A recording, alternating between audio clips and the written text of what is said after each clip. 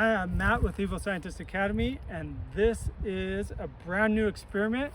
We are going to launch this garbage can up in the air with calcium carbide. So this is our calcium carbide garbage can launch.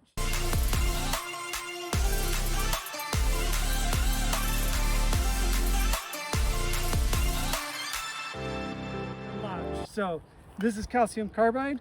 It's just these little things that just kind of these little rocks. When they mix with the water, they create acetylene gas. That acetylene gas mixes with the oxygen, and then we're going to create a spark to ignite it all, which the force of that's going to launch this garbage can up in the air. So first we're going to go ahead and pour some into the water here.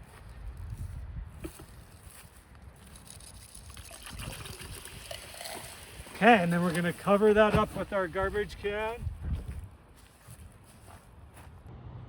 Okay, now we're going to go ahead and add a spark and send it up in there. 3, 2, 1.